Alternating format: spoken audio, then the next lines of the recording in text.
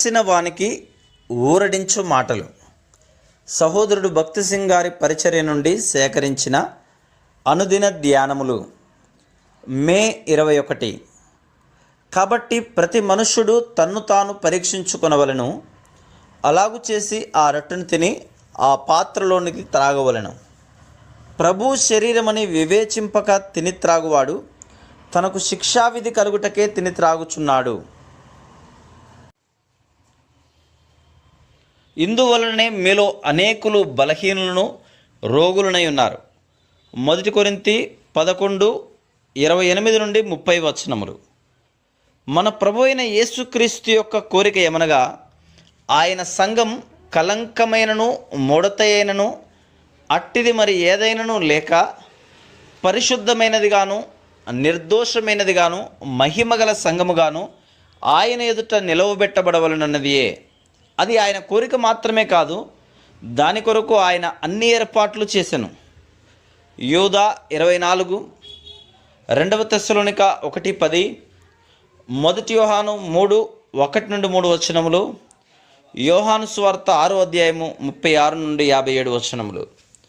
ఆయన కోరిన రీతిగా మనం కలంకమైనను దోషమైనను లేకుండా దేవుడు కోరిన పరిమాణమును మన ఎదుట నుంచుకొనవలెను.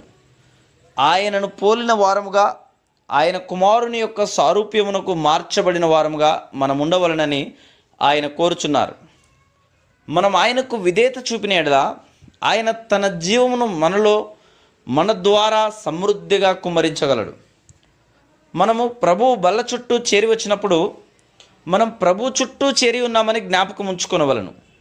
మన పరిమాణము ఆయనే.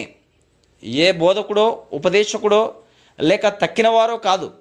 మనము ఇతర మనుషుల వలె, గొప్ప పరిశుద్ధుల వలె, గొప్ప బోధకుల వలె, చివరకు అపోస్తలుడైన పౌలు వలె ఉండుటకు కూడా ప్రయత్నించరాదు. మనం ఆయన వలె ఉండవలనని ప్రభువు కోరుచున్నారు. మనం పలుకు ప్రతి మాట, ప్రతి తలంపు, ప్రతి ప్రణాళిక ఆయన పరిపూర్ణ మార్గమును అనుసరించినదిగా ఉండవలనని కోరుచున్నాడు.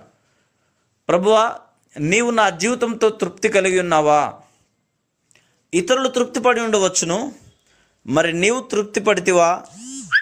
నీవు నా జీవితమును బట్టి సంపూర్ణముగా తృప్తి కలిగి ఉన్నావా? నా జీవితము నా ప్రభువుకు సంపూర్ణమైన ఆనందమును ప్రీతిని కలిగించుచున్నదా అని మనలను మనము పరీక్షించుకొనవలెను.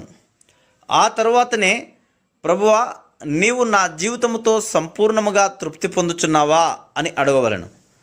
ఆయన మరణమును గూర్చి మనం ఆలోచించక మునుపు ఆయన ఆత్మ మనలో ప్రసవ వేదన పడుటను చూడగలడా? చూచి తృప్తి చెందగలడా? ఆయన పునరుద్ధానమును గురించి ఆలోచించినప్పుడు మనము నిజముగా ఆయన సంపూర్ణతతో నూతన జీవము కలిగి నడుచుకొనుచున్నామా అని మనల్ని మనం ప్రశ్నించుకొనవలెను.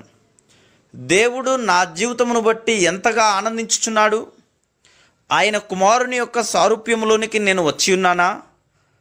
నా ద్వారా దేవుని పునరుద్ధాన జీవము, ఆయన శక్తి వ్యక్తం చేయబడుచున్నవా అని స్వపరీక్ష చేసుకునుట ముఖ్యమైన విషయం. మనము ఆయన బల్ల చుట్టూ చేరి వచ్చినప్పుడు ఆయనకు సంపూర్ణ ఆనందమును సంతోషమును కలుగునట్లు మన సంపూర్ణ ఆరాధనను, స్తుతిని, ప్రేమను ఆయనకు అర్పించుదుముగాక. Praise the lord.